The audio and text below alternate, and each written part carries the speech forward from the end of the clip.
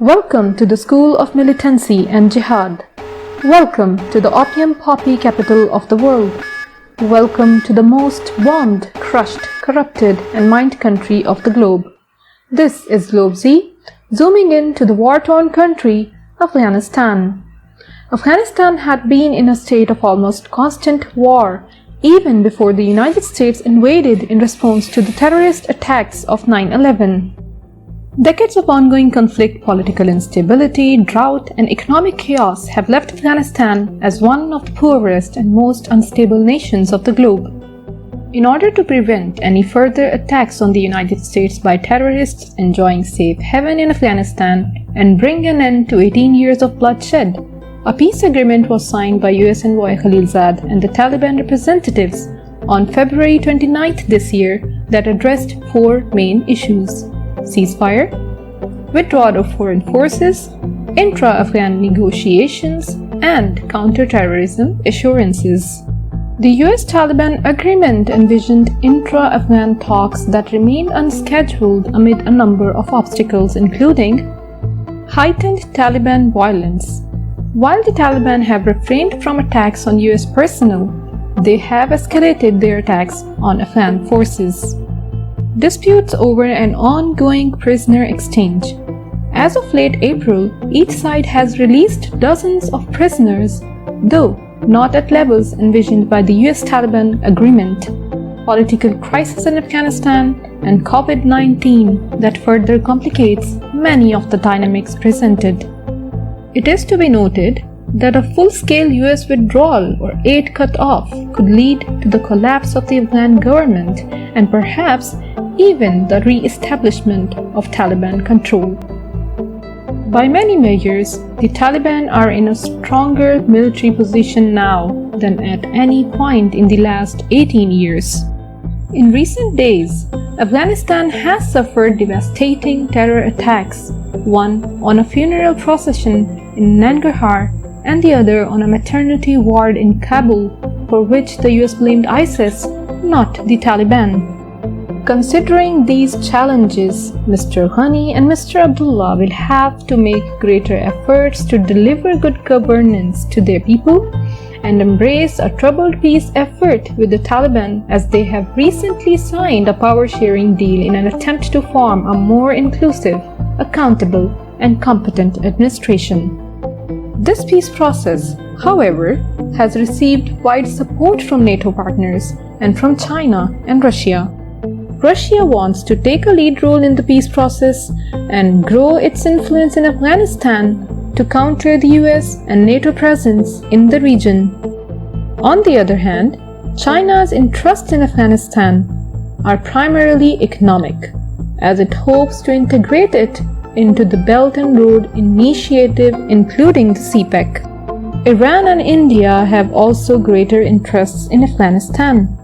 On strategic fronts, Iran has three objectives. First, Tehran neither wants a regime closer to US nor anti-Shia conservative like Taliban or ISIS. Second, Iran supports an Afghan government with representation of Shiite Hazaras and Tajiks. Third, protection of investments and personnel in Western Afghanistan. But due to the US and Iran rivalry, Iran has been kept out of the process. Although Afghanistan is a resource-rich land and a gateway to Central Asia, making transit rights of paramount importance to India, India has recently announced to remain outside the process by saying it is of little strategic importance for them. While the deal is widely seen in India as a victory for the Taliban and Pakistan, it offers a glimmer of hope that peace may return to Afghanistan. India is anxious that the Taliban's return to power may affect its $3 billion worth of investments. In fact, India had always played role of a spoiler and is trying to sabotage it for its own interests at the cost of Afghan people, Pakistan, and regional stability.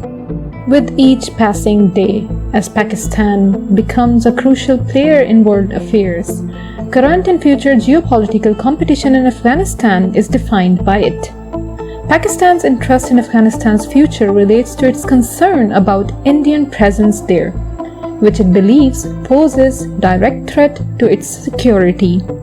This leads us to the question, will Pakistan continue to play a constructive role in the Afghan peace process? Peace and stability in Afghanistan, which is not in the interest of India, is the need of the hour not only for Afghanistan but for the entire region. Pakistan, being an important neighboring country of Afghanistan, always played a vital role between both the external and internal stakeholders in order to bring amity and stability through facilitating peace process. Pakistan's authorities have reassured their commitment to play a positive role in the Afghan peace process.